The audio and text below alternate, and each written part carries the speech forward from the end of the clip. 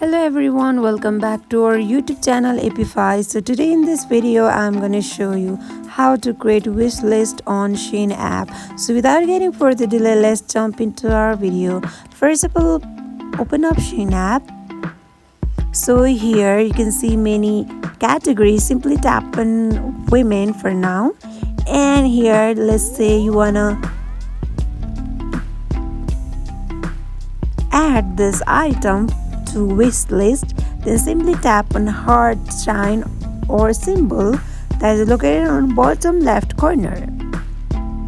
Once you tap on it, it will add this item to wish list.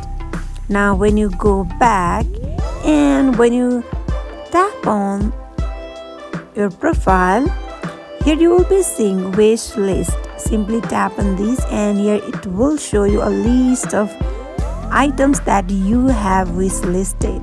So this is how you can wish list items on Shein shopping app. So that is it for today. If you guys like this video, do not forget to like, comment and subscribe our channel. Thank you for watching.